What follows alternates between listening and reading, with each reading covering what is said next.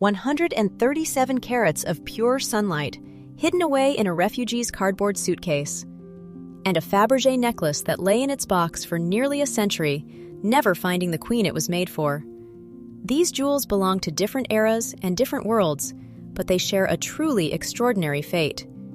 Each of them was feared lost, forgotten, or simply vanished for decades, only to make a sudden, breathtaking return to the auction block in our own time. Today, we are going to trace their incredible journeys, from the mud of Waterloo to the hidden cellars of Kronberg. Before we begin, please support my channel by clicking on the like and subscribe buttons. Thank you. Just weeks ago, a highly anticipated Sotheby's auction in New York brought something truly extraordinary to light. A pair of delicate, silver and diamond floral ornaments quietly appeared on the block. At first glance, you might mistake them for charming vintage brooches, but they are actually something far rarer and much more personal. These are original dress trimmings, meant to be stitched directly into the heavy silk and velvet gowns of one of history's most formidable women, Empress Catherine the Great. It is almost overwhelming to think that these very diamonds, catching the modern lights of an auction room, were once part of the daily wardrobe of an 18th century empress. For Catherine, diamonds were never just pretty accessories. They were a deliberate language of power. She firmly believed that to maintain the status of her vast empire, she needed a treasury that could rival the legendary opulence of the crowned heads of Western Europe, especially Versailles, which she was determined to outdo in sheer sparkle. During her reign, she expanded the Russian Imperial jewelry collection by a staggering 40%. To house this growing mountain of wealth, she created something entirely unique in the Winter Palace, the Brilliant Room. But this wasn't a cold, dark bank vault. It was a cozy, intimate sitting room.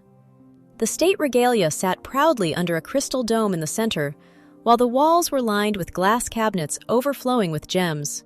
Catherine loved to host small, exclusive evening gatherings here. She was a brilliant judge of human nature and knew exactly how the hypnotic sparkle of millions of rubles worth of diamonds would invigorate the high-stakes card games she played with her courtiers. Our diamond flowers, attributed to the court jeweler Louis David Duval, were a vital part of this dazzling, candlelit world. Catherine would have these trimmings literally scattered across the fabric of her skirts, creating mesmerizing points of fire as she moved. Interestingly, some of the jewels from this era used a clever technique where colored foil was placed beneath the diamonds to give the stones a multicolored, almost living glow. I find it fascinating how jewelers of the time coaxed such extraordinary beauty out of the materials they had, making the gems look as though they were breathing. And these pieces weren't just frozen in time after Catherine passed. Years later, Empress Maria Fyodorovna, the mother of the last Tsar, was photographed wearing these exact types of diamond flowers, carefully sewn onto a historical costume for a magnificent court ball. They were loved, adapted, and worn with pride by the women of the dynasty. It is incredible to think that these delicate floral ornaments are over 200 years old, yet they look so exquisitely modern. If you had the chance, wouldn't you love to have one of these 4 precious pieces in your own collection? I know I certainly wouldn't say no. For nearly a century, the only record of these 4 dress trimmings was a set of dusty, black and white photographs in a 1925 Soviet inventory catalog. For 99 years, we could only look at those grainy plates and wonder. To finally see them resurface today, in full color, catching the light once again, is almost like watching a piece of history come back to life. But eventually, the glittering empire Catherine spent her life building collapsed, and her personal sanctuary was dismantled. Following the 1917 revolution, the new government stuffed these delicate ornaments into massive strongboxes and sent them to the Moscow Armory. In 1927, desperate to rebuild a shattered economy, the Soviet state shipped them off to a now infamous Christie's auction in London. A mysterious buyer, listed in the records simply as Foon, bought these diamond sprays, and they vanished into private hands for nearly a century. They survived the violent fall of an empire simply by being packed away and quietly sold. But not every royal jewel had the luxury of a quiet escape. Some were literally dropped in the mud amidst the absolute chaos of war. In November 2025, Sotheby's in Geneva auctioned a staggering piece of history that spent its most defining moment quite literally stuck in the mud. It was 1815, and the Battle of Waterloo had just sealed the fate of Europe. Fleeing the advancing British forces of the Duke of Wellington and the Prussian army under Field Marshal von Blücher, Napoleon Bonaparte's carriages became hopelessly trapped on muddy, impassable roads. In the desperate scramble to escape, the emperor had no choice but to abandon his personal belongings right there in the field. It is a sharp, almost painful contrast. 11 years earlier, at his grand coronation in 1804, Napoleon was adorned with a magnificent 132-carat green beryl, a stone radiating absolute, undisputed power. Just to give you an idea of its significance, that very beryl was also sold at this same recent auction for over 800,000 Swiss francs. Yet there, in the cold mud of Waterloo, the grand imperial illusion shattered, leaving scattered treasures behind in abandoned wooden carriages. Among those left behind items was a striking circular diamond brooch, crafted in Paris around 1810, which can also be worn as a pendant. At its center sits a breathtaking oval diamond weighing over 13 carats, perfectly framed by roughly 100 smaller, old-cut diamonds. Just 3 days after the battle, this glittering piece was claimed as the ultimate prize of war by the Prussian king, Friedrich Wilhelm III. For over 2 centuries, the brooch remained a fiercely guarded heirloom of the Prussian royal house of Hohenzollern. It was passed down through the generations, eventually belonging to Kaiser Wilhelm II, and later to his grandson, Prince Louis Ferdinand, before quietly entering a private collection in recent years. What I find most fascinating is how this piece was actually worn. Experts believe this circular jewel likely adorned Napoleon's hat on his most crucial historic days, acting as a brilliant focal point that commanded attention. It carries the weight of so much history, shifting in an instant from a symbol of French Empire to a Prussian trophy of victory. Could the emperor have ever guessed that his personal talisman, left behind in the panic of defeat, would one day trigger a fierce bidding war, finally going to a private collector for a staggering $4.4 million? Some jewels survive by being claimed by the victors, but as we are about to see, others survive precisely because they were completely overlooked. In May 1911, the Russian court was bracing for a highly significant diplomatic event. German Crown Prince Wilhelm and Crown Princess Cecilia were arriving in St. Petersburg to attend Emperor Nicholas II's 43rd birthday celebrations. Cecilia had deep personal roots in the Russian imperial court, and this visit was a major opportunity to strengthen political and family ties between the empires just before the German royals were scheduled to represent their country at the coronation of King George V in London. To mark the occasion, the imperial cabinet presented Empress Alexandra Fyodorovna with a selection of magnificent jewels, proposing them as diplomatic gifts for Cecilia. Among these options was a breathtaking Fabergé diamond and aquamarine necklace, valued at 2,650 rubles. But for reasons we may never fully know, the empress did not select it. The necklace was quietly returned to the imperial cabinet. Why was it rejected? Was the design considered too informal for a future Queen of Prussia? Or did the empress simply prefer to gift something else entirely? We can only guess, but I find myself feeling a deep sense of sympathy for this creation. It is an incredibly beautiful, masterfully crafted piece that never quite found its rightful mistress, placed back in its box to wait for a moment that would never come. And what a masterpiece she passed up. By the early 1900s, the heavy, overpowering diamond parures of Catherine the Great's era had given way to a much lighter pastel palette. Carl Fabergé himself famously said that he had very little interest in an object if its value lay only in the sheer number of diamonds set into it. He saw himself as an artist jeweler. Henry Bainbridge, the head of Fabergé's London branch, perfectly captured this philosophy, noting that Fabergé sought to adorn a woman with delicate shades of meaning, using stones of rare beauty to load the wearer in color and lights. This necklace is the absolute epitome of that refined vision. Crafted by Fabergé's head jeweler, Albert Holmstrom, It features 11 graduated, round-cut Siberian aquamarines. They are framed by incredibly delicate rose-cut diamonds, alternating with open-work laurel motifs. What I find most fascinating is the engineering behind the beauty. Holmstrom designed a deep gallery beneath each aquamarine. This physically lifts the stones away from the skin when worn, allowing maximum light to pass through and amplify that luminous, icy blue color. He also applied a milligrain finish, tiny, beaded details along the edges of the mounts. This meticulous technique was actually quite unusual for Fabergé and was reserved strictly for their most important direct commissions. We know these intimate details because of an extraordinary stroke of luck. Scratched onto the gold clasp is a tiny inventory number, 91288. After Fabergé's workshops were shut down during the Russian Revolution, most of their records were destroyed or scattered. But incredibly, 2 of Albert Holmstrom's original workshop design books survived. These albums contain a meticulous record of every jewel made in his workshop between 1909 and 1915. Thanks to this, historians were able to trace the exact entry for this very necklace. The page reveals a beautifully detailed watercolor drawing of the design, alongside Holmstrom's handwritten notes specifying the exact materials: 11 round-cut aquamarines, 11 brilliants, and 958 rose-cut diamonds. This paper trail, combined with the fact that the necklace still rests in its original, silk-lined Hollywood case stamped with the Fabergé name, makes it an exceptionally rare find.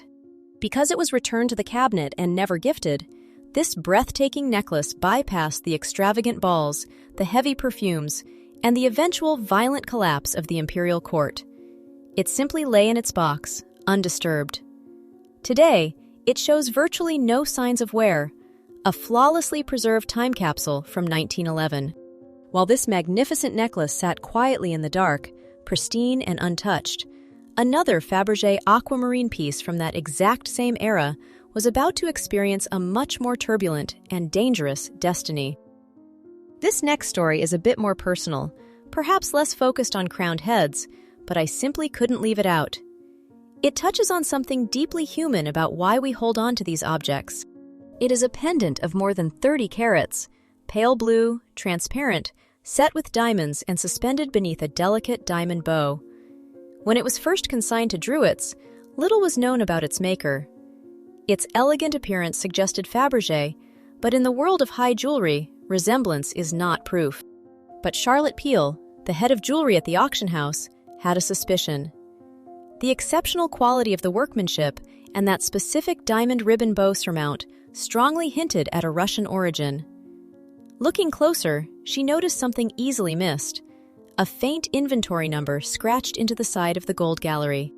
Thanks to a fortunate delay in the auction schedule, experts had the time to dive into the archives.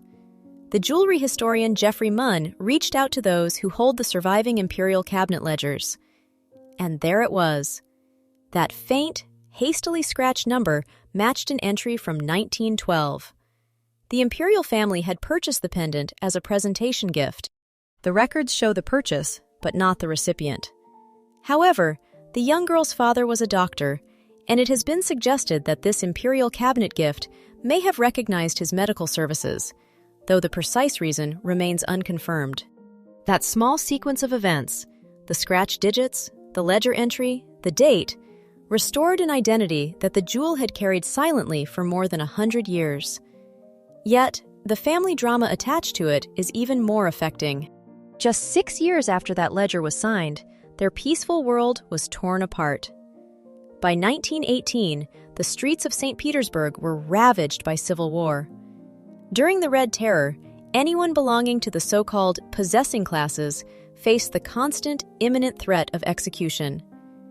In the midst of this chaos, the doctor's 12-year-old daughter found herself racing against all odds to flee the city.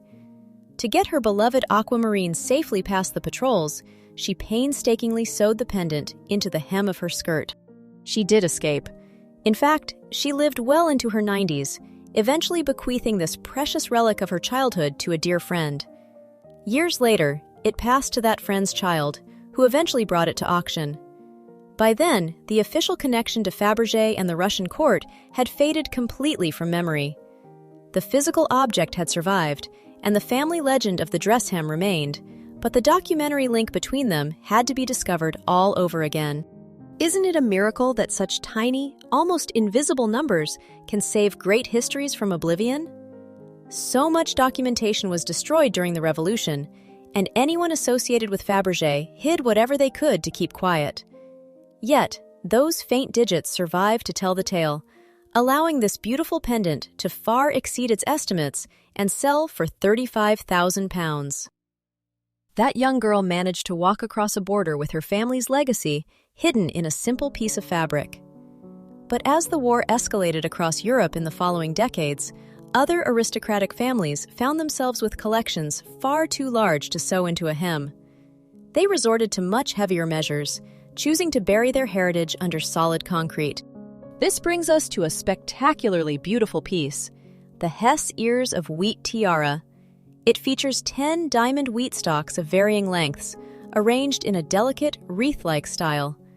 The diamonds actually date back to 1844, originating from the trousseau of Grand Duchess Alexandra Nikolaevna, before being fashioned into this diadem.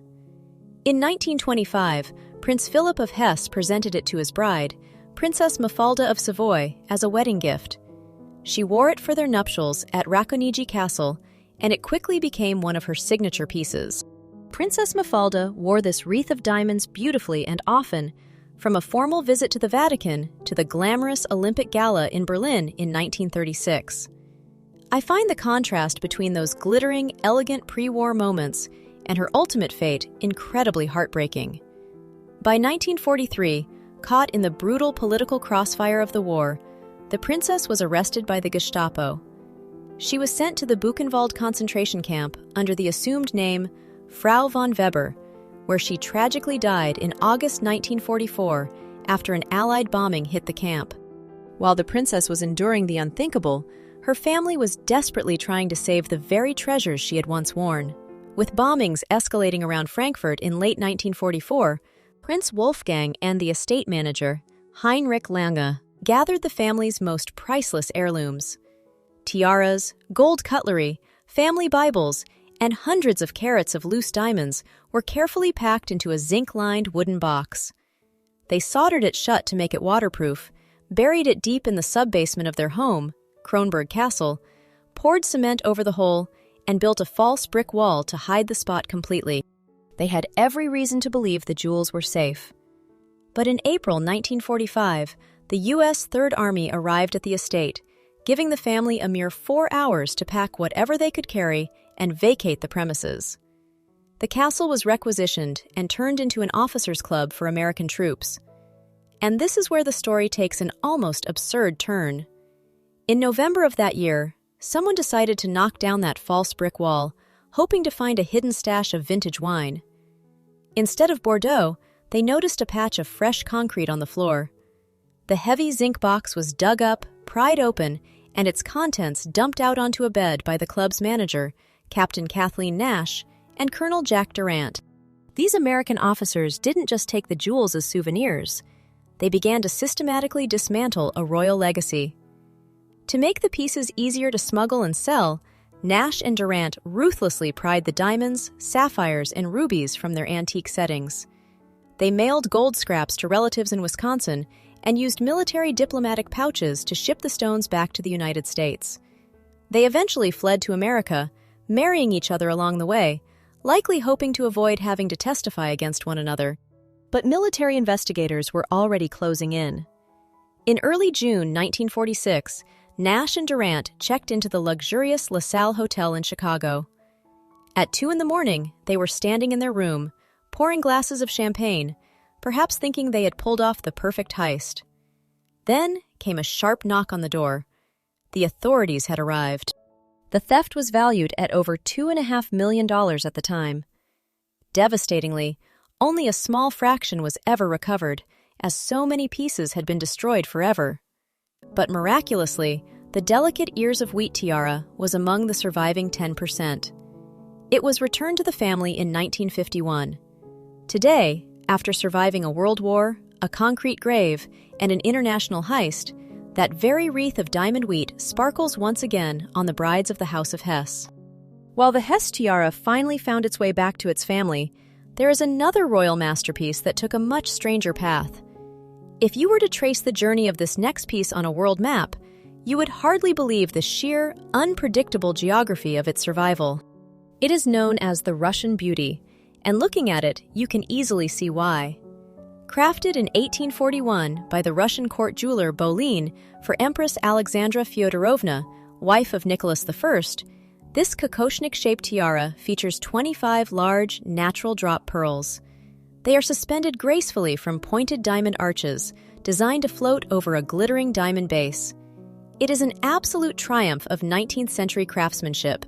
Technically, this piece belonged to the Russian crown jewels, which meant it was state property. But the later empress, Maria Fyodorovna, the mother of the last Tsar, loved it so deeply that she simply kept it in her personal possession well into her widowhood. Rather than leaving it in the official state treasury, she kept the tiara close to her, locked in her personal safe at the Anichkov Palace in St. Petersburg. When the revolution broke out in 1917, the Dowager Empress was forced to flee to the Crimea, leaving her beloved tiara behind. She later sent her grandson-in-law, Prince Felix Yusupov, back to the palace to retrieve her belongings, but he was too late. The Bolsheviks had already emptied the vaults. It's fascinating how an object so deeply tied to the Russian court was about to embark on an odyssey that would take it into the highest echelons of British aristocracy, and ultimately into the hands of a highly controversial political dynasty. Like so many other pieces we've discussed today, the Russian Beauty ended up on the auction block at that infamous 1927 Christie's sale in London. It was purchased by a dealer and soon acquired by the 9th Duke of Marlborough. He bought the pearl diadem for his second wife, the American-born Gladys Deakin, bringing the Romanov treasure straight to the historic halls of Blenheim Palace. Gladys was a fascinating, sharp-witted beauty with piercing blue eyes. She was so enamored with her new Russian tiara that she took what is very likely the world's first tiara selfie, a wonderful candid mirror photograph of herself wearing the crescent-shaped sparkler in the 1920s. Sadly, her glamorous life took a tragic turn. An early, disastrous cosmetic procedure involving paraffin wax severely altered her famous face, and she slowly retreated from public life. After separating from the Duke, she lived in isolation and was eventually moved to a hospital in her later years. When she passed away in 1977, her beloved tiara went up for auction once again. And this is where the story takes its most unexpected turn yet. The buyer who snapped it up in 1978 was none other than Imelda Marcos, the former First Lady of the Philippines. The tiara remained in Imelda's famously extravagant collection until 1986. When the Marcos family was forced to flee the country during the People Power Revolution, they had to leave much of their amassed wealth behind. The new government confiscated her massive jewelry collection, including the pearl tiara. Today, we face a strange and poignant paradox. In 1987, Soviet jewelers crafted a remarkably precise replica of the tiara, which now sits proudly on display in the Diamond Fund in Moscow. Meanwhile, the magnificent original Russian Beauty remains locked away in a dark bank vault at the Central Bank of the Philippines. While having a perfect replica is a wonderful tribute to history, I can't help but feel that the real tiara deserves a new life. A piece with such a soul shouldn't spend its days in a vault. Looking at its turbulent past, I often wonder, will this wandering masterpiece ever step back into the public eye? Whether it finds a place in a museum display or graces the head of a new royal owner, it truly belongs in the light. But even as this tiara sits in the dark, another royal treasure recently did exactly the opposite, emerging from a century of complete silence to take the world by storm. We have just talked about a masterpiece locked away in a tropical bank vault. But if you think that's a long time for a jewel to be hidden, our next story will leave you absolutely speechless. Just last year, in the autumn of 2025, the jewelry world was stunned by a discovery that solved a 100-year-old mystery. For over a century, historians and gemologists have been obsessed with the fate of the legendary Florentine diamond. This wasn't just any stone. It was a spectacular, pear-shaped, yellow-hued diamond weighing a staggering 137 carats. It originally belonged to the Medici family before passing into the Habsburg dynasty in the 18th century. When the Austro-Hungarian Empire collapsed at the end of World War I, Emperor Charles I and his wife, Empress Zita, fled Vienna for exile in Switzerland. Among the treasures they smuggled out was the Florentine diamond, last photographed as the centerpiece of a magnificent hat brooch. And then, it simply vanished. By 1921, the trail went completely cold. For over a century, rumors ran wild. Some said the exiled emperor had pawned the jewel to finance a failed attempt to regain his throne. Others believed it was stolen by a greedy private secretary and ruthlessly cut into smaller, untraceable pieces for quick cash. Several large yellow diamonds that surfaced on the market over the decades were suspected to be the butchered remains of the Florentine. Everyone, it seemed, accepted the tragic narrative that this historic stone had been destroyed forever. But it turns out the Habsburgs were much savvier about securing their legacy than anyone realized. The truth, revealed just recently by the emperor's grandson, Karl von Habsburg, is far more touching and far less cynical than the rumors. When World War II broke out, the widowed Empress Zita was forced to flee Europe with her children. She eventually resettled in Canada in 1940. And what did she bring with her? A small, unremarkable brown leather migrant suitcase. Inside that suitcase, carried by a destitute former empress running for her life, was the intact Florentine diamond, alongside a handful of other priceless Habsburg heirlooms. Zita took that suitcase straight to a bank in the French-speaking province of Quebec and placed the jewels in a safe deposit box. She swore her two sons to absolute secrecy, decreeing that the whereabouts of the treasure must remain hidden for at least 100 years after her beloved husband's death. Imagine the sheer discipline and devotion it takes to hold on to a secret of that magnitude for an entire century. The family honored her wish perfectly. When the 100-year mark passed, her grandsons finally opened the vault. They brought in Christoph Kokert, the sixth-generation co-owner of the former Imperial court jewelers in Vienna. He traveled to Canada with his portable scales and diamond testers, opening the box to find the stone exactly as it had been left. He described the color of the perfectly pure 137-carat diamond as being reminiscent of a good Scottish whiskey, calling it a sublime, once-in-a-lifetime moment. To think that one of the most famous diamonds in the world survived not through a heavily armed guard, but in a simple leather suitcase protected by a widow's love and a family's vow of silence is incredibly moving to me. The family is now planning to exhibit the Florentine diamond in a Canadian museum as a gesture of gratitude to the country that gave their grandmother safe harbor. We've traveled from the brilliant card tables of Catherine the Great to the muddy fields of Waterloo, from a young girl's hemline to a quiet bank vault in Quebec. These jewels were crafted to project ultimate, untouchable power. Yet, as we've seen, their survival rarely depended on armies or empires. It depended on the desperate, brave, and deeply human choices of the people who carried them when the walls came tumbling down.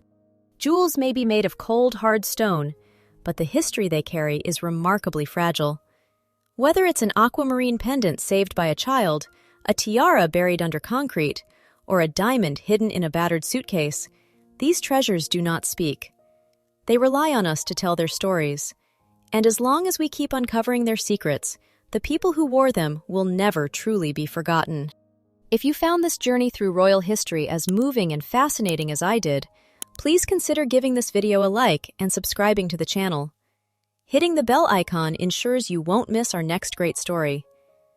Thank you so much for spending this time with me. I'll see you in the next one.